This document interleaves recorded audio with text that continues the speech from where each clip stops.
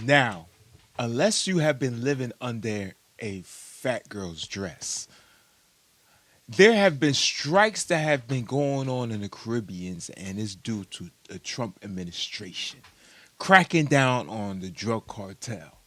Yeah, we at war. We at war with the cartel. And it's a lot of essays getting blown up. But we're going to see what the professionals got to say about that. Welcome to Deeply Disgusted.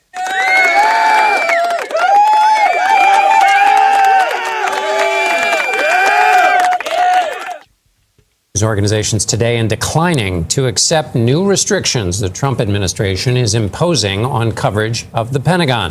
CBS said the restrictions would inhibit our ability to keep viewers informed on national security issues. Meanwhile, Defense Secretary Hegseth posted video of another U.S. strike on a boat carrying suspected drug traffickers off the coast of Venezuela. Charlie D'Agata has the details. The video shows a suspected drug smuggling boat idling in the water before being struck. President Trump said 6 males aboard were killed and said U.S. intelligence. Wow. Imagine thinking like, yo, after this run, yeah, I'm gonna go to my baby girl and give her the best birthday ever.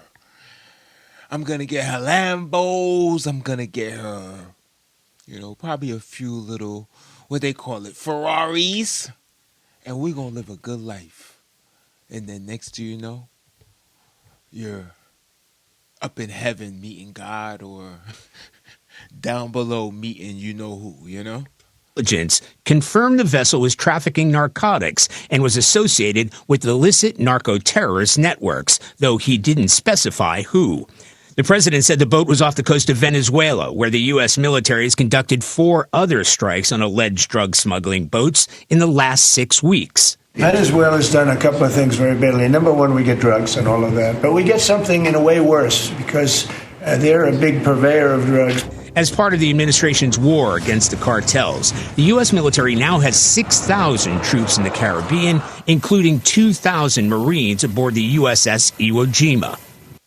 Oh, we at war. Oh, we at war.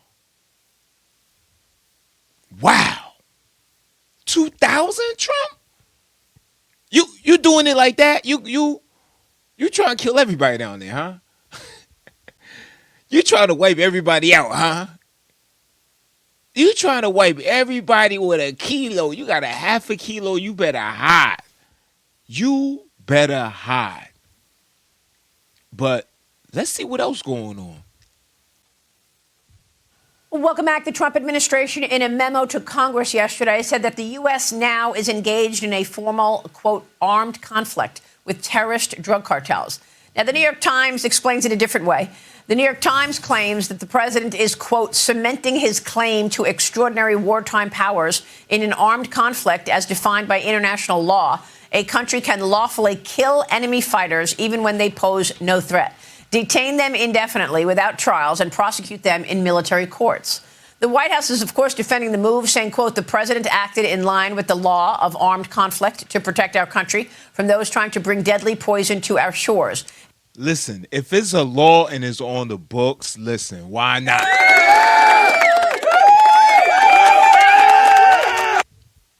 Congress, you voted for it. What's the problem?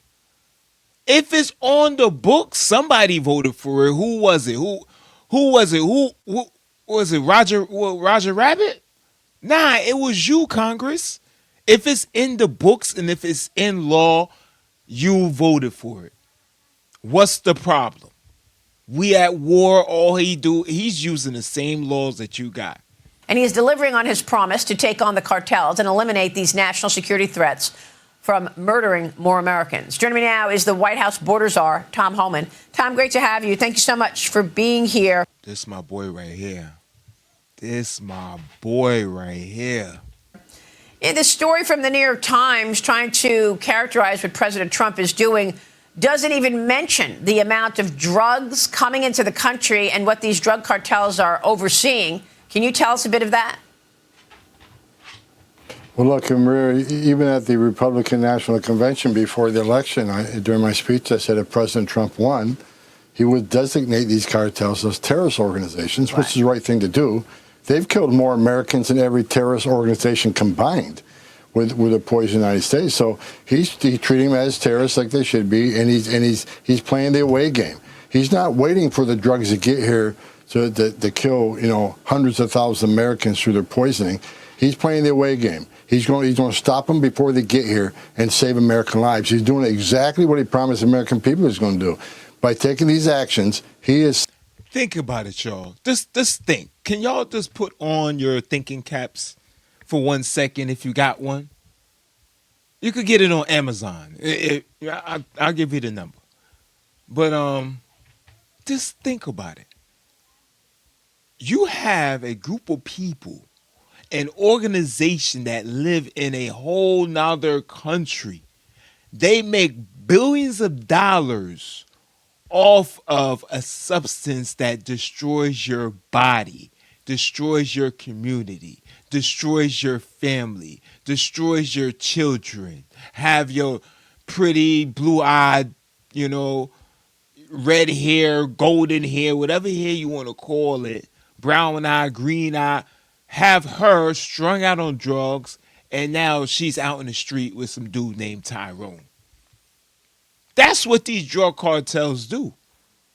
Y'all are okay with that?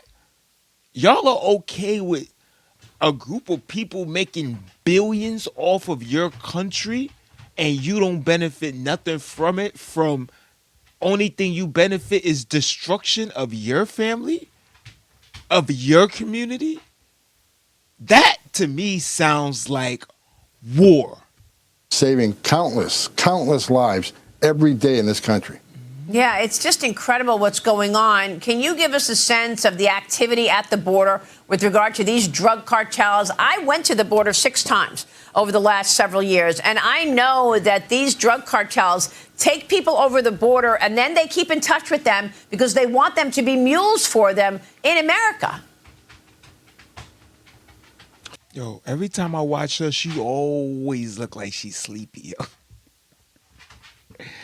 She's an old timer, so they keep her on because she got the benefits, and they can't really get rid of her. It's like she got so much evidence and she know too much gossip about the office, so they gotta hold on to her until they get a nice little slim thing, and she, twists her ankle or something. I don't know. Exactly. Today we have the most secure border in the history of this nation. The cartels are hurting. They're going bankrupt, so now they got to take maritime. Coming across that land border is very hard now because the border is so locked down because of the actions of President Trump. So we knew when we locked the land border down, they're going to take maritime. They're going to take to the water, and that's exactly what they're doing. So we're attacking them out at the water. But as far as the drugs coming across the land border, they're at historic lows right now because the border is the most secure it's ever has been.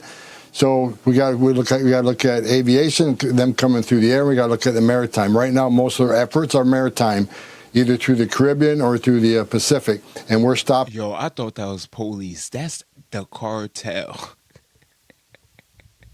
Yo, shout out to the cartel moving like Popo.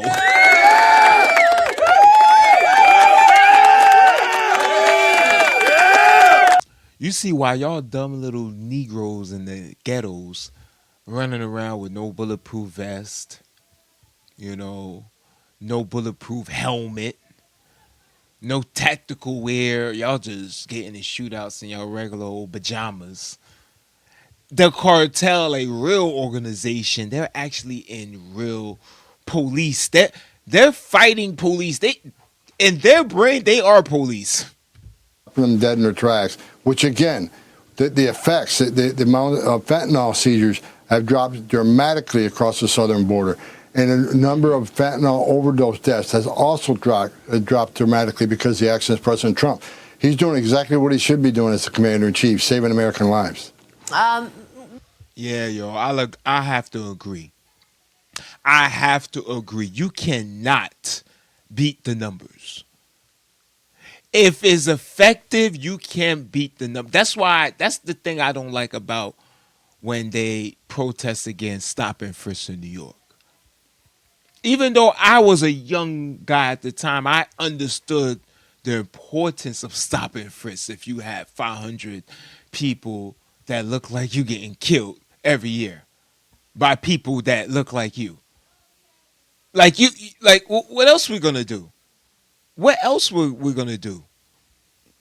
Stop and frisk had the numbers in New York.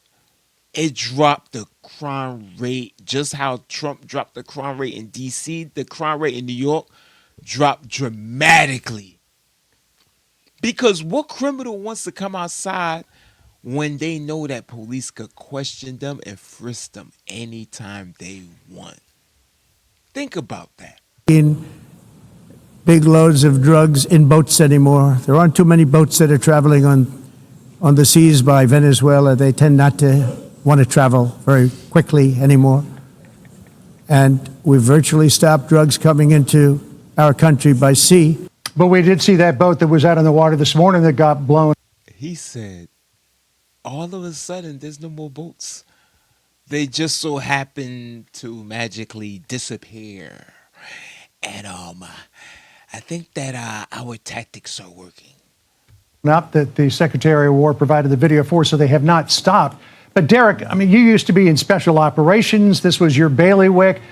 This has got to be a huge psychological blow to the cartels. They used to think the worst that would happen to them was they'd be interdicted and arrested. Now they're going to be blown to kingdom come.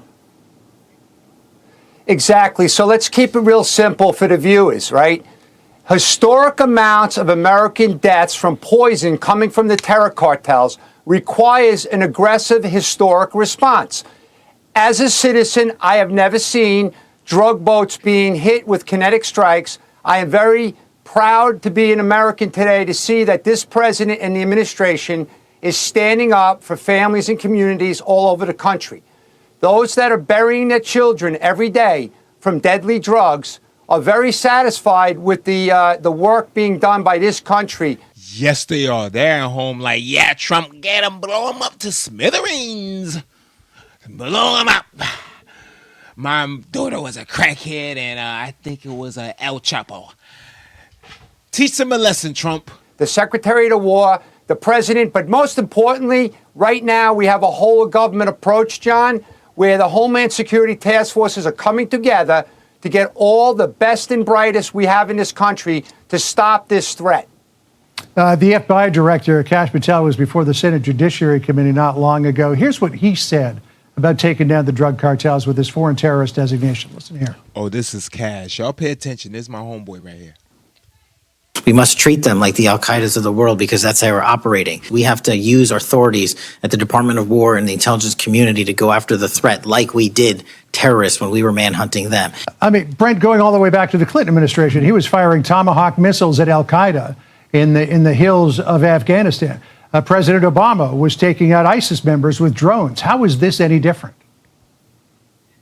Well, there's quite a substantial difference operationally. So far, these operations, and I think rightfully, are staying in international waters and international airspace. It's the right place. It's the weakest point for these cartels to move their poison to their markets. We need to do more if we're going to actually put them out of business and not allow them to resurrect their business model of pushing these poisons and kill Americans. Yeah. It's going to require a broadening of the mission set to the Pacific side, as well as what we're doing against the coastline there of South America and off Venezuela. But there is a historical precedent. We are using it also in the Arabian Sea to go after the arms smuggling that goes to the Houthis. It's called a flag inspection, and to try to stop this illicit type of trafficking. Oh, so they blowing these drug dealers up all over the world. It's not just the Caribbeans. They blowing these drug dealers up all over the world, probably even in Antarctica. Everywhere you go, you see a drug dealer toe, a leg, and an arm. Everywhere you go. Here we're going to see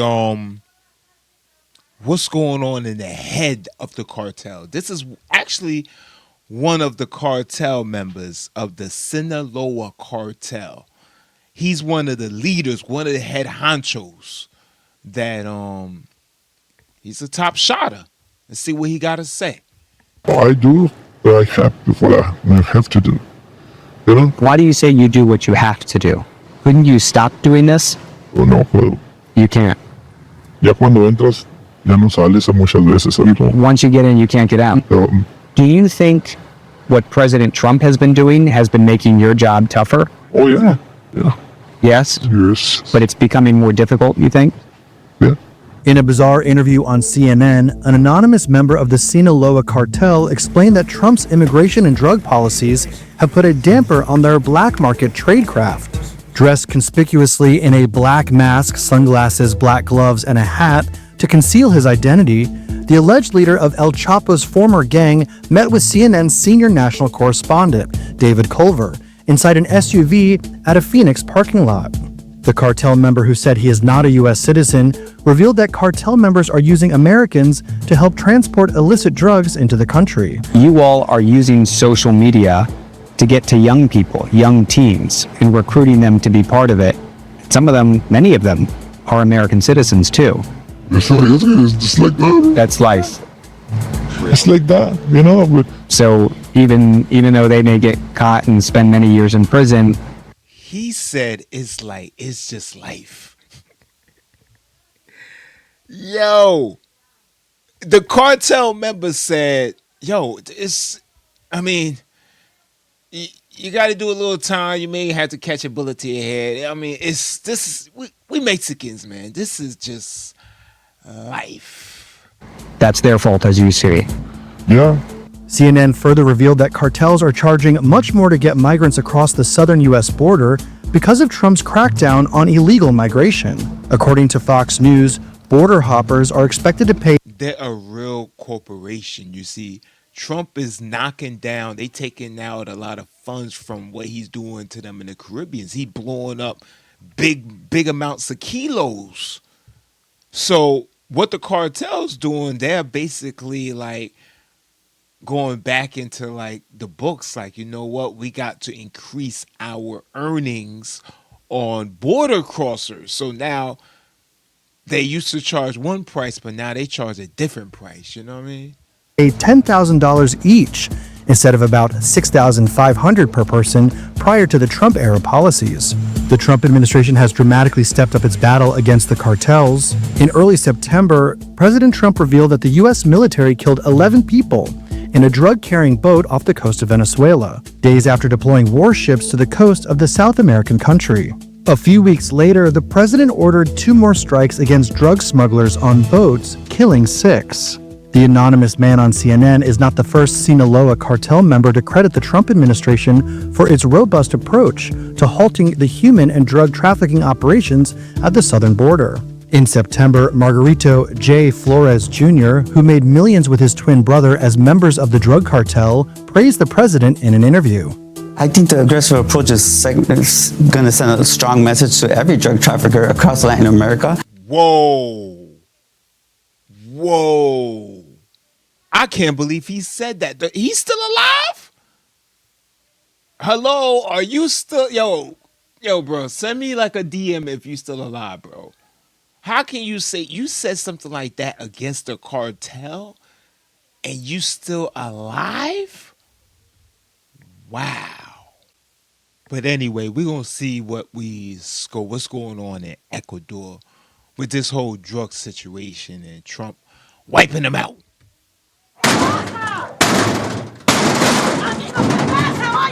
These house raids aren't subtle. Ecuadorian police smash their way inside. They're looking for drugs for sure, but the priority... Yo, they in there like, yo, chill, son. We just in here eating plantanos. We just in here eating plantanos and arroz. That's it. That's all we do. is the dealers.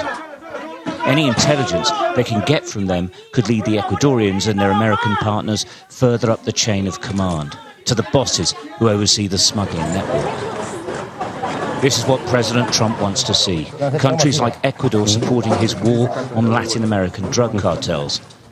Can I get one of those, man? I'm saying, got a little bit of credit action. I'm trying not to go to the doctor. You know what I mean? And the message has got through to the police here. There's a lot of pressure on countries like Ecuador from the United States to take the fight to the gangs. do you listen to that and say, okay, we listen about the United States are giving us money and guns, technology, that we are so happy about that. You see, nothing is free. Nothing in this world is free for y'all lazy people out there. They're not doing that just for the love. They're doing it because Trump telling them to do it. He just said it. And Trump giving them money, guns, and technology so they can make tacos faster. These raids are non-stop. This is a dangerous neighborhood, and Lynx and his team are revved up. Oh, I could tell that it's dangerous, man. My dude got a chopper and he has an axe tied to his back.